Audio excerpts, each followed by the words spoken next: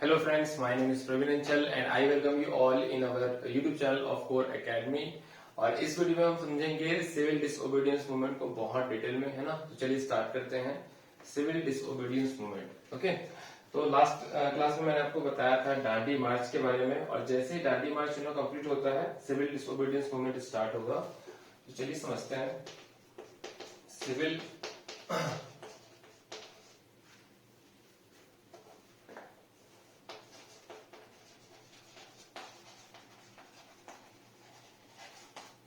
Civil disobedience movement. Okay, तो मैंने last last class मैंने बताया भी था आपको कि ये जो दो पार्ट में स्टार्ट होता है, दो पार्ट में होता है, that is 1931 to 32 and the second one was from 1932 to 34, है ना।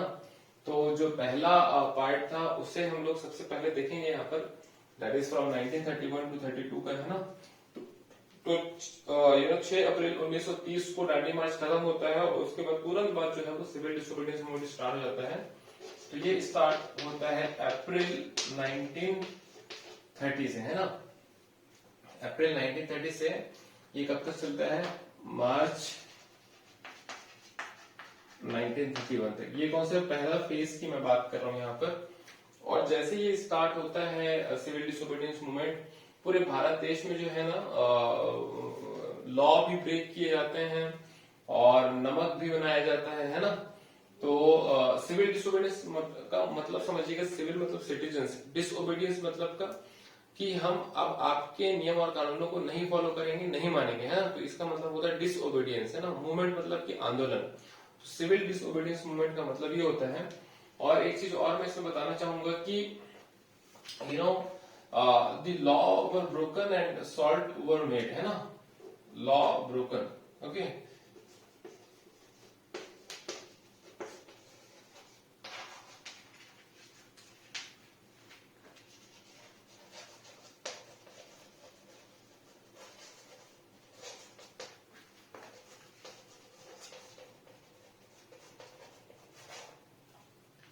थ्रू आउट दी कंट्री, है ना। सॉल्ट जो है थ्रू आउट दी कंट्री बनाया गया, पूरे देश भर बनाया गया और कई सारे लॉ को तोड़ा गया। ठीक है, एक तो लॉ यही था जो सॉल्ट बनने का था, है ना। क्योंकि उस समय क्या नियम था कि जो सॉल्ट है वो सिर्फ ब्रिटिशर्स ही बना सकते हैं, है ना। तो उसको तोड़ा गया। उसके बाद में जो पीजेंट है, okay, peasants have stopped giving, the peasants have stopped giving the tax and the revenue and the tax and the chaukidari tax, we can say, tax or the revenues, okay, and chaukidari tax।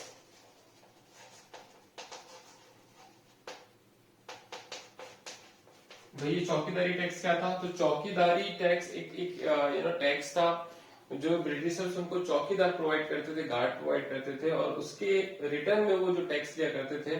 ये काफी controversial tax था, क्योंकि इनका जो fees था tax का वो भी बहुत ज्यादा था, और ये जो चौकीदार होते थे वो कोई चौकीदारी करते नहीं थे वहां पर।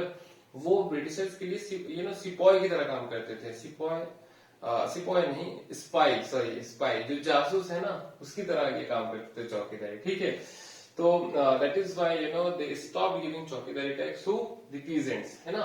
उसके बाद में जो ट्राइबल्स थे ना, तो ट्राइबल्स ने भी फॉरेस्ट लॉ को मानने से मना कर दिया। So they have also boycotted the forest law. ठीक है, उसके बाद में जो फॉरेन गुड्स हैं, फॉरेन गुड्स एंड क्लॉथ्स, है ना, foreign goods and clothes were boycotted,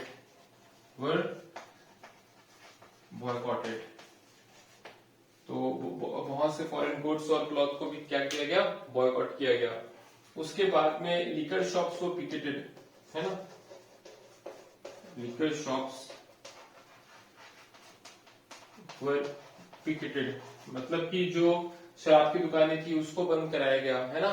तो इस तरीके का पूरा जो रिस्पांस था वो सिविल डिसोबीडियंस मूवमेंट में देखने को मिला। और इसके अगेंस्ट में तो रहा हमारा एक्शन कि भाई भारतीयों ने क्या किया सिविल डिसोबीडियंस मूवमेंट में, है ना। जो ब्रिटिशर्स हैं वो भी तो कुछ करेंगे, तो ब्रिटिशर्स क्या करते हैं वो मैं बताता हूँ आपको। उनका जो रिटर्न रिप्लाई रहता है वो देखिए, जब भारतीय जो है वो नियम और कानूनों को तोड़ेंगे और लॉ एंड ऑर्डर को फॉलो नहीं करेंगे, this is the complete violation of the law, है ना। तो भाई अगर आप लॉ को तोड़ेंगे, लॉ को नहीं मानेंगे, तो ब्रिटिशर्स के पास में तो पावर ऑफ पुलिस है, वो आपको क्या करेगी, अरेस्ट करेगी, है ना। तो जो सबसे बड़ा स्टेप लिया गया ब्रिटिश गवर्नमेंट की तरफ से, उन्होंने लाखों लीडर्स को, लाखों लोगों को जो है वो जेल में उन्होंने डाल दिया, because of they are not following the rules and regulations. तो लाखों लोगों को जेल में डाला गया। इसके साथ ही दूसरा उन्होंने सबसे इम्पोर्टेंट डिसीजन लिया कि जो बड़े बड़े लीडर्स है ना, उनको भी उन्होंने अरेस्ट करना चालू किया। जैसे कि अप्रैल में ही अब्दुल गफ्फार खान को उन्होंने क्या कर लिया था, अरेस्ट कर लिया था, जो कि गांधी जी के बहुत बड़े फॉलोअर थे और उन्हें फ्रंटियर गांधी के नाम से जाना जाता था, है ना, अब्दुल गफ्फार खान। और अब्दुल गफ्फार खान जो है खुदाई खिदमत गार भी उन्होंने एक बनाया था, जो कि जिसका मतलब होता है सर्वेंट ऑफ गॉड, है ना। तो ये भी क्वेश्चन आ जाता है, ठीक है। उसके बाद जो मई में महात्मा गांधी जी को अरेस्ट कर लिया गया 1930 मई में, है ना। तो इस तरीके से बहुत से कांग्रेस लीडर को अरेस्ट कर लिया गया था during this entire civil disobedience movement. और लास्ट में जो है ना लास्ट में कुछ मीडिएटर्स होते हैं जो कि हमेशा गवर्नमेंट से भी और इंडियन नेशनल कांग्रेस से भी बात करते रहते हैं, है ना, जैसे कि एम.आर. जयकर हो गए। तो ये कुछ थोड़े से थे जिनका रोल था in both the particular wings, है ना। तो इन्होंने जो है वो एक ऐसा माहौल बनाया जिससे कि कम्युनिकेशन हो सके। और उस समय के लॉर्ड इरविन जी, जो पहले तो बहुत हल्के में ले रहे थे चीजों को, लेकिन अब वो थोड़ा सीरियस हो गए थे। तो लॉर्ड इरविन ने एक प्रपोजल दिया गांधी जी को कि अगर गांधी जी इस पूरे मूवमेंट को ब्रेक करते हैं, है ना, तो हम उनकी जितने भी पॉलिटिकल प्रिजनर्स हैं सभी को रिहा कर देंगे, और आप कि जो डिमांड्स हैं उनके साथ भी हम लोग बातचीत करेंगे। बातचीत करने के लिए आपको राउंड टेबल कॉन्फ्रेंस में पार्टिसिपेट करने का हम आपको इनविटेशन भी देते हैं, आप आइए राउंड टेबल कॉन्फ्रेंस में, हम सभी मुद्दों पर बात करेंगे, है ना। तो इस तरीके का प्रपोजल दिया गया। तो जब गांधी जी ने सुना ये प्रपोजल, तो उस समय उनके मन में यह था कि देखिए बहुत से लीडर्स अंदर हो चुके हैं जेल में, है ना। दूसरा ये है कि कई पार्ट्स में भारत के क्या है वायलेंट केसेस भी सुनने को मिल रहे हैं। तो इन सभी चीजों को देखते हुए गांधी जी ने जो है वो लॉर्ड इरविन के प्रपोजल को एक्सेप्ट किया और अपना जो मूवमेंट है सिविल डिसोबीडियंस मूवमेंट, है ना, उसको बंद कर दिए, है ना। और ये जो एक पैक्ट हुआ था, एक एग्रीमेंट हुआ था बिटवीन गांधी एंड इरविन, जिसे कहते हैं गांधी इरविन पैक्ट, है ना, 5 मार्च 1931 को हुआ था। और इसी गांधी इरविन पैक्ट के बाद में सिविल डिसोबीडियंस मूवमेंट जो पहला चरण है ना, उसको क्या कर दिया गया था, बंद कर दिया गया था, ठीक है, 5 मार्च 1931। अब उसके बाद का मैं आपको बहुत अच्छे से समझाता हूँ। देखिए, तो जैसे ही इसे कॉल ऑफ किया गया, है ना, उसके बाद गांधी जी जो है वो एज पर दी प्रॉमिस वो कहाँ चले गए, राउंड टेबल कॉन्फ्रेंस को की जो मीटिंग को अटेंड करने के लिए कहाँ चले गए, लंदन चले गए। और ये कौन से नंबर का राउंड टेबल कॉन्फ्रेंस का मीटिंग था, second round table conference meeting था। क्योंकि मैंने पहले आपको बताया था जो first round table conference meeting है उसको कांग्रेस बॉयकॉट कर चुकी होती है, डोमिनियन स्टेट्स को भी बॉयकॉट कर चुकी होती है। लेकिन इस बार जो डेवलपमेंट था, सर्कमस्टांसेस था, सिचुएशन था, वो बिल्कुल अलग था, है ना। और गांधी जी जो जाते हैं, है ना, सेकेंड राउंड टेबल कॉन्फ्रेंस में अटेंड करने के लिए। और गांधी जी जैसे ही जाते हैं ना, यहाँ पर उनका जो पॉलिटिकल प्रिजनर्स हैं उनको रिहा कर दिया जाता है। अब गांधी जी वहां पहुंचे राउंड टेबल कॉन्फ्रेंस में भाग लेने के लिए।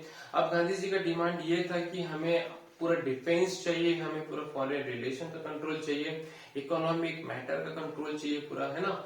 लेकिन जो दूसरे विंग के लीडर थे, जैसे कि जो डिप्रेस्ड क्लास के जो लीडर थे और भी जो बाकी लीडर थे, मुस्लिम लीग के जो लीडर थे, उनसे उनका एक विवाद हो गया एक मैटर को लेकर कि सेपरेट इलेक्टोरेट। तो पहले तो सिर्फ मुस्लिम लीग ही सेपरेट इलेक्टोरेट का डिमांड करती थी, लेकिन अभी डिप्रेस्ड क्लास के रिप्रेजेंटेटिव भी क्या डिमांड करने लगेंगे, सेपरेट इलेक्टोरेट का डिमांड करना रखेंगे, करना चालू रखेंगे, ठीक है। जिसकी वजह से जो है वो गांधी जी को बिल्कुल ये बात जमी नहीं, क्योंकि गांधी जी हमेशा स्टार्टिंग से बोलते थे कि सेपरेट इलेक्टोरेट जो है वो देश में डिवीजन ला सकता है, देश का बंटवारा कर सकता है, इसीलिए सेपरेट इलेक्टोरेट जो है वो पॉसिबल नहीं है। लेकिन ये जो लीडर है वो अपने बात को लेकर अड़ गए थे कि नहीं, हमें सेपरेट इलेक्टोरेट चाहिए तो सेपरेट इलेक्टोरेट चाहिए। इसी वजह से आगे जाके जो है ये पूरा कम्युनिकेशन जो है वो सक्सेसफुल नहीं हो पाता है, और भी कई सारे रीजंस थे। तो ये जो सिविल डिसोबीडियंस मूवमेंट को खत्म करके जो Gandhi ji round table conference, second round table conference में पार्टिसिपेट करने के लिए लंदन गए हैं ना, उसमें गांधी जी को कोई भी मेजर अचीवमेंट नहीं प्राप्त होता है और वो खाली हाथ वापस आते हैं भारत में। और जब वो भारत आते हैं ना वापस, तो देखते हैं कि भारत में जो है कांग्रेस पार्टी को इलीगल डिक्लेयर कर दिया गया है ना। जो बड़े बड़े लीडर्स हैं जैसे कि पंडित जवाहरलाल नेहरू, सभी को कहाँ कर दिए गए हैं, अंदर कर दिए गए हैं, जेल में फिर से डाल दिया गया है। तो इन सभी चीजों को देख के ना पंडित जवाहरलाल नेहरू को बहुत ज्यादा दुखी होते हैं और वो फिर से full fledge civil disobedience movement start करने की कोशिश करते हैं। that will be called a second phase of civil disobedience movement in 1932। लेकिन बोलते हैं ना कि एक बार विश्वास टूटने के बाद में लोग दोबारा आसानी से विश्वास नहीं करते हैं। तो जो लोगों की जो प्रोमिसेस थी, जो लोगों का जो डिमांड था, वो फुलफिल हुआ ही नहीं था और गांधी जी ने उससे पहले ही स्टॉप कर दिया था सिविल डिसोबीडियंस मूवमेंट, है ना। तो इस बार लोग उनके ऊपर इतनी आसानी से विश्वास नहीं कर पा रहे थे। क्यों? क्योंकि बोलते हैं ना कि भाई जो विश्वास टूट जाता है तो फिर टूट जाता है ना। तो इसीलिए due to the lack of support from the people of India, Gandhi ji को फाइनली अपना जो ये पूरा सिविल डिसोबीडियंस मूवमेंट जो है उसको बंद करना पड़ा 1934 में। और जैसे ही उन्होंने बंद किया फिर उसके बाद में वो दलित उत्थान में चले गए, मतलब जो upliftment of the depressed class people चले गए और उसी में वो कई सालों तक अपना सहयोग दिया, क्योंकि उन्हें लगता था कि जो हमें अचीवमेंट पाना है, जो स्वराज पाना है, जो हमें पूर्ण स्वराज का सपना जो हम देख रहे हैं, वो आने वाले 100 सालों तक पॉसिबल नहीं हो पाएगा अगर हम जो है अपने अपने समाज में एकता नहीं लाएंगे, है ना। जो एससी है, एसटी है, जो ओबीसी है, जनरल है, ये सभी को हम एक साथ जब तक लेके नहीं चलेंगे तब तक हमें एक असली आजादी नहीं मिलेगी। इसलिए गांधी जी ने जो है वो so called on that time the untouchables, the Dalits, तो उनके जो अपलिफ्टमेंट करने के लिए कई सारे मूवमेंट किए है ना। उनको हरिजन कहा। हरिजन मतलब होता है चिल्ड्रन ऑफ गॉड, भगवान के बच्चे। और वो खुद भी अपना जो है वो टॉयलेट वगैरह क्लीन किया करते थे ताकि एक मैसेज जा सके कि जो टॉयलेट क्लीनिंग का काम है वो खराब काम नहीं है, ये तो बहुत अच्छा काम है कि आप जो है वो हाइजीन और आप जो है वो साफ सफाई को प्यार करते हो, है ना। So this should be considered as a highly respectable job instead of highly neglected job, है ना। तो इस तरीके का जो चीजें हैं वो चल रही थी भारत में और आई होप आपको बहुत अच्छे से ये पूरी चीजें समझ में आई होगी। नेक्स्ट हम वीडियो में बात करेंगे कि कैसे different group have participated in this civil disobedience movement, किन्होंने एक्टिवली पार्टिसिपेट किया, किन्होंने उतने एक्टिवली पार्टिसिपेट नहीं किया, है ना। तो इन सभी चीजों को हम समझेंगे कब, नेक्स्ट वीडियो में। सो आई होप आपको बहुत अच्छे से समझ में आया होगा। So thank you everyone. If you have any doubt, problem, confusion, you please comment below and let us know. We will meet you in the next video. So thank you. Bye bye. Take care.